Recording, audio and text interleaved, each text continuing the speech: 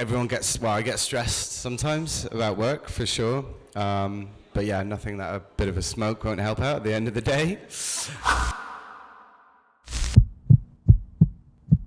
We have a few questions from the audience. Have you had a moment where you had to tackle mental health issues due to not getting income? How did you act to get out of it? Any of you struggled financially at some point? I didn't struggle financially, but I do have some anxiety sometimes. I'm just going to therapy to handle that. That's simple. Yes. Yeah, I mean, you know, I get stressed sometimes about work, for sure. But yeah, nothing that a bit of a smoke won't help out at the end of the day. I don't know, you've got to take things into like little portions, you know? Like it's a bit like the criticism or the feedback, if it's not positive. Take a deep breath, try to understand why the person isn't quite happy, because a lot of the time you're dealing with creative things that you can't quite explain. You know, I'm just thinking about one of my clients who says, yes, but the vibe isn't quite right as it was before. And it's like, but what does that mean? You know, like do you want the hi-hat louder, or, you know, Keeping communication and be patient and respectful to the client, because they've kind of given you something that they want to see enhanced and be taken up to a professional level, certainly in music and in mixing. So yeah, it's about dealing with it that way, I think. So same way then criticism, keeping like a healthy mind is also being able to take a step back, take the time, understand. Yes, that's right. And like, taking a deep breath before and thinking about what your response is going to be. Because ultimately they're coming to you for a service and for an advice.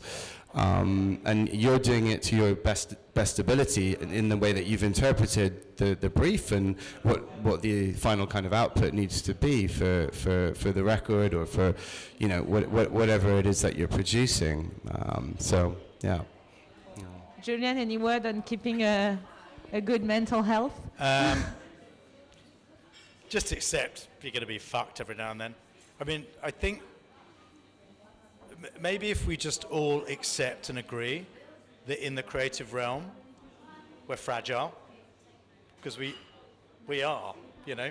It's back to that vulnerability thing. If you keep doing that, putting yourself out there, and we live in a commercial world, which means someone, for whatever reason, wants to hit it with hammers and smash it, and our ability to absorb that means that we sometimes, so A, because of our creativity, we've kind of got one toe in crazy land. And the other thing is, we are relentlessly vulnerable and relentlessly open to being broken up. And that's kind of a difficult thing. So what I would say is, if you just accept the fact that you are fragile and turbulent and a bit volatile, and don't beat yourself up about it, it's just a truth. But I think also that thing when you got to go and stamp around, like you got a Bluetooth thing in. I mean, I think sometimes when I go walking on the downs, people think I'm on a phone, because I'm talking to myself, ranting like a lunatic, because that's just the way I process it. You know, I'm not talking to anybody on a fucking hands-free. I'm talking to myself, 3 different minds. But I think Ian McGilchrist, you may have read this book, Ian McGilchrist has written a brilliant book called The Master and His Emissary. And he talks about left brain ascendancy, the tyranny of reason, right? And the fact is, we all live on the other side of the bench, right? In right brain world. And with that comes a penalty. If you have a creative overview in this bigger picture, but you spend a lot of your time around really reason-based people, it's going to get bumpy. Now, mental health, I think, is about being able to make the decision in yourself between you're in a moment of madness or am I mad? You ain't mad, right? But you may be in a moment of madness. And again, it's a bit like virginity. Embrace that as a truth. Because I think the mental health issue comes up when we think we're losing our shit. But I think actually losing it a bit is part of what we do. So don't immediately think that's a negative thing. Just kind of go, I'm in a moment of madness. I'm a fragile creature.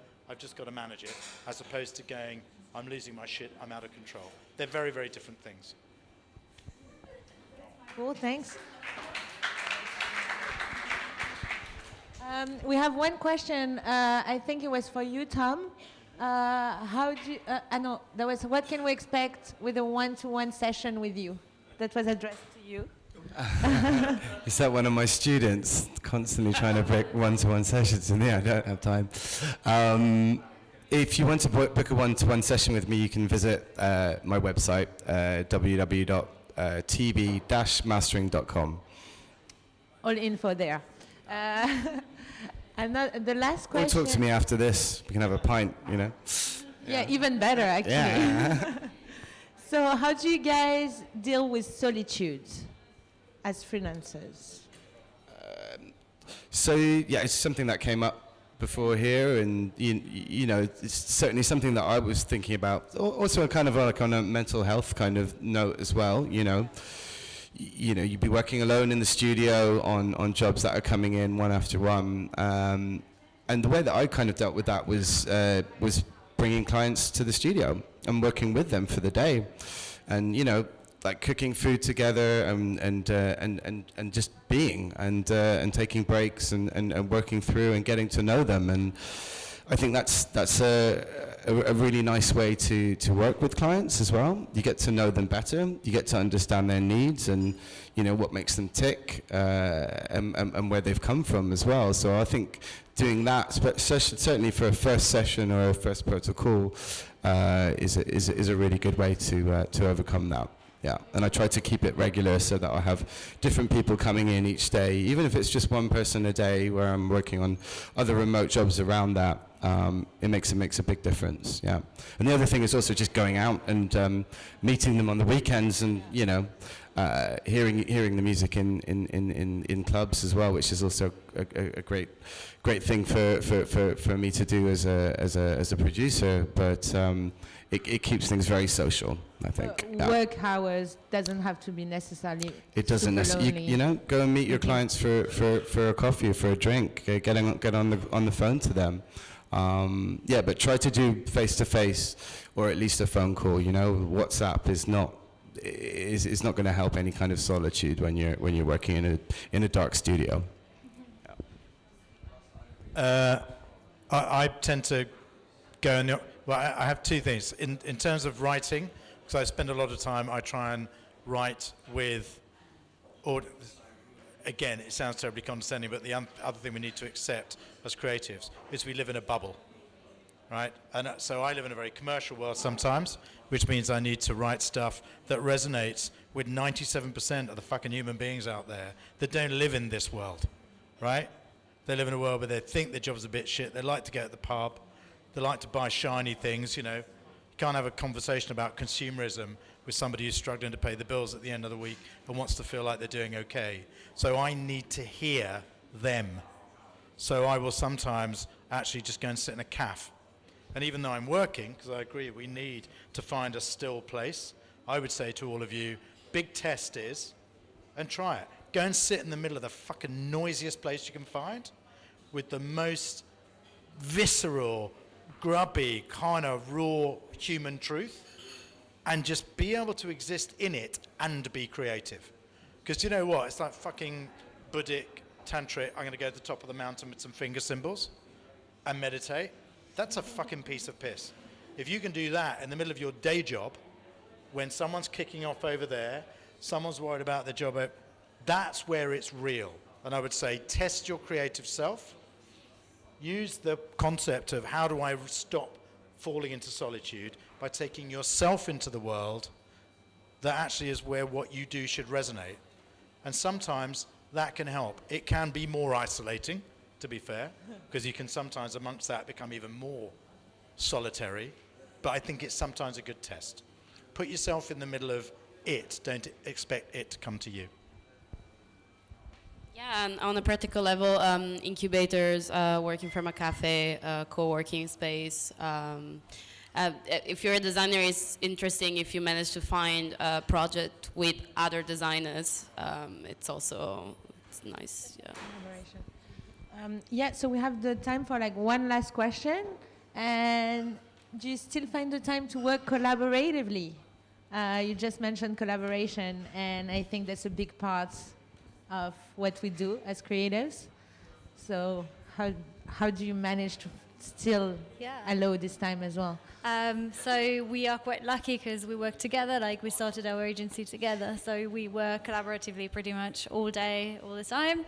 But then in terms of trying to collaborate with other people as well, we try to get projects where we need skills that we can't cover, so that we can get more people involved in the team. We can learn from them, they can learn from us, and it keeps it quite interesting for us as well. And then from my point of view, I'm a musician as well, so I like to collaborate doing other things so that I can always keep myself kind of busy creatively, and I kind of feel that different creative disciplines definitely feed into each other, and they help create more interesting outcomes. Yeah, I would say always collaborate. I schedule at least a day to collaborate with one of my musical peers or an artist. I think it's extremely important. I don't think I would have gotten to where I am today without collaborating with other artists. So for work, but also for your personal practice, right? For my personal practice, yeah, absolutely. Just making records, that's my passion, that's what I love to do. So yeah, collaborating and making music together with people is something that I want to schedule into my week, and because I am a freelancer, I'm able to do that, but I still need to schedule it in. So it's extremely important, and I encourage it on the route to freelancing, and make sure that you do make the time to do it. Otherwise, you'll just be working for other people the whole time, and you need to fulfill your musical bug that's inside you. Yeah, fully encourage it. Collaboration. Collaboration is an amazing thing, but for me, it tends to be the value that's actually drawn from it when you're in the rooms with those people. So to me, it's a little bit like travel. There's a fuckload of people that travel all around the world. They go to 1 million different countries. But they look, but they don't see. And they listen, but they don't hear. They come up with an inventory. So people turn up and went, there's 20 of us in a room, we collaborated, all different, brilliant. But actually what you see is a load of individuals who are closed and they're not listening. So all I would say is collaboration is the most beautiful, brilliant thing.